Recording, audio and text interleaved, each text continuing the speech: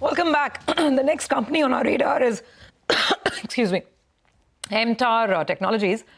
We have Mr. Parvat Srinivas Reddy, MD at the company, joining in to take a couple of questions. And the company recently announced some fairly significant orders that they would be fulfilling for Bloom Energy, which of course is a company in the clean tech space. Bloom is a US entity.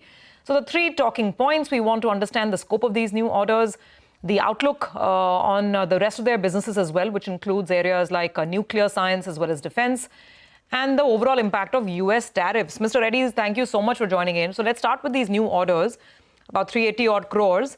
You've had an ongoing, association with Bloom Energy in the past as well. I believe that these are components that you'll be supplying for things like hydrogen fuel cells. How large is this business for you? How much of this business, which is clean energy, how much is it contributing to your revenue now? And with these kind of orders coming in, what will be the contribution going forward? Just tell us everything. Margins on these orders, when do you deliver them, and when do you book it in the P&L? The first thing is the orders what we announced is for the next calendar year. That's from January to June. In 6 months, we have to execute close to 400 crores worth of orders. I can't go into the specifics based on certain NDAs signed, but if you look at the overall picture compared to this year to next year, it's close to 100% of revenues, more revenues being generated only in the clean energy segment. That's the kind of demand what Bloom is looking for in terms of the order execution for next year. So it's almost like doing twice as much as what we're doing this year. Absolutely, and it's very significant, sir, because if I look at your FY25 top line, you did 676 crores of revenue. Yes. And now you've booked orders worth almost 400 crores. So it's significant.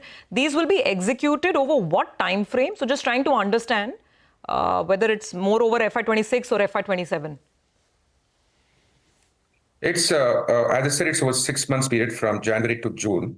And then you'll see a similar orders being coming in from July to December as well. So technically, you're looking at almost like 750 to 800 crores of orders, which have to be executed within a 12 months period of span. So, sir, I mean, since the focus is really building on clean energy, I'm trying to understand the composition of your revenue pie.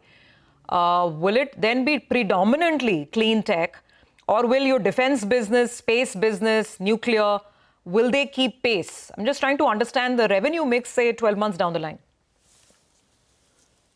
Obviously, with 100% growth in clean energy segment, you can't expect similar growth in other segments, right? So we have been working on this segment for the last 10, 12 years. And I've been saying this all the time that the kind of development activity we have done, innovation we have done over the years, you are seeing the results now and even in the future.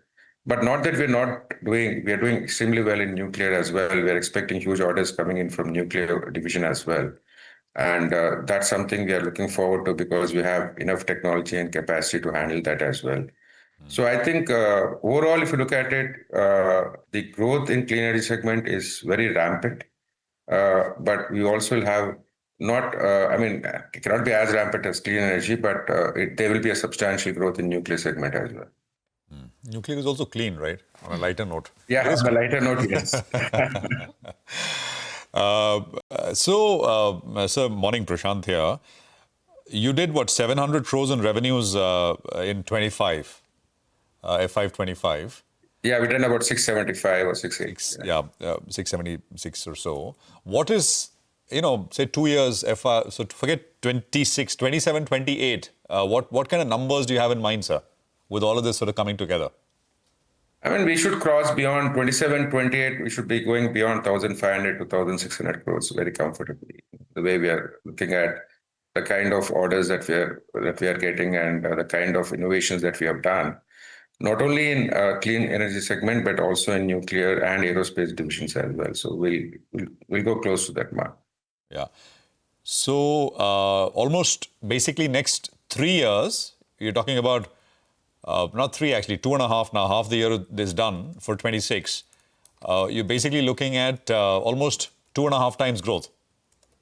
Yeah, if you look at 27, 28, probably 1,500 crores is what we're looking at. So yeah, that's where we are looking at, right? And margins would broadly be in this region? Yeah, they would be broadly in this region, probably with a higher revenue growth that we're going to have. Obviously, for the current year, we said 25% would be the growth, but if you look at 26, 27, the growth would be much higher. I can't quantify it right now, it's too premature. But if you look at the kind of orders that we're getting, the important thing is these orders have to be executed within 6 months to 12 months period. Like, for example, in the case of clean energy, it's not like spread over 4 years, 5 years. So that itself is getting you a lot of operational leverage in terms of improved margins. So let's see how it goes. But overall, yes, we will be moving closer to that, crossing the 1,000 crore mark next year for sure. Just one last question from my side. What's the on the nuclear front? I mean, we're one of the few countries which has been building reactors, right? The building plants, etc. And there's an ambitious plan. There's now SMRs, and you're already supplying to Nuclear Power Corporation, etc. Or you'll start now? We're already supplying. We are executed some projects. We are doing it for the Gorakhpur project right now, the 700 megawatts. And Kaiga 5 and 6, we are in discussions right now. And what exactly are you supplying, sir, here on the nuclear front? It's completely the nuclear island. The most critical equipments for the nuclear reactor is what we specialize in, which is really very key to the entire nuclear reactor. We don't get involved in civil, but on the mechanical side. What is that? I missed that. For the reactor? For the entire nuclear island, the entire mechanical equipments, what is it? Okay. For the reactor, the coolant channel, the fuel handling assemblies. They're all very key to the whole reactors. Yeah, some very, very nuanced engineering over there. Final question, sir. This order to Bloom, I mean, these are going to be supplies that go to the US, right? So just trying to understand, what is your total US exposure right now and what happens to tariffs? I mean, it's under what kind of tariff? Not sure if it gets excluded, or if you could just tell us. It's not excluded. Nothing is excluded right now, right? So it all depends on the demand, what the US companies have and how to take care of that. So because it's on the technology side and the entry barriers are tough, the capacities have to be in place.